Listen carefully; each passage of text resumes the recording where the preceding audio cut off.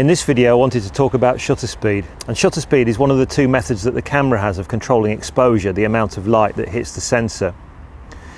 Shutter speed is the length of time that the shutter remains open for. And the shutter is usually a set of very fine overlapping metal blades which cover the camera sensor inside. You can't normally see them. When you press the button to take a photograph, those blades retract, so light falls on the sensor, the photograph gets made, and then the blades drop back into position. And the length of time that the shutter blades remain open for is the shutter speed. It's usually measured in fractions of a second. So if the camera's on automatic, if you're taking a photograph somewhere that's very bright, like today, the shutter speed will be quite fast because the light is bright, so it doesn't need to hit the sensor for very long. If you're taking a photograph somewhere darker, the shutter will remain open a little bit longer. Sometimes it's useful to be able to take control of the shutter speed yourself, to be able to tell the camera whether you want a faster or slower shutter speed. And I'll explain the easiest way of doing that. First of all, we're going to set shutter priority mode on the cameras.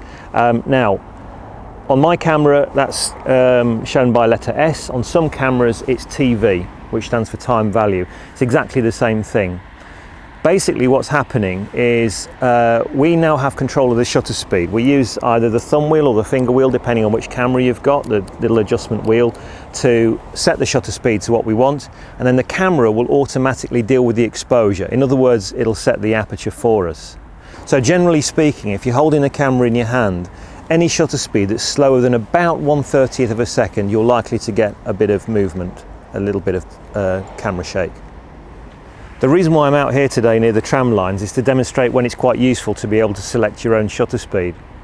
So if I was to take a photograph of the landscape behind me, I'll set my camera to shutter priority. I've got it on a 60th of a second, take a photo, and it comes out fine. There's no camera shake because the landscape isn't moving.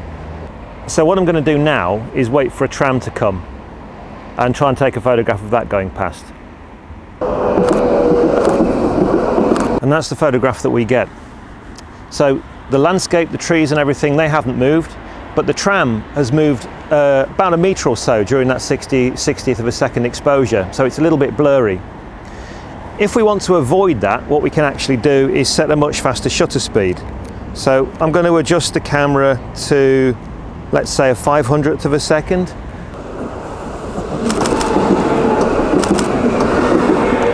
And if we look at that photograph, 500th of a second is a fast enough shutter speed that it freezes the movement of the tram as it goes past.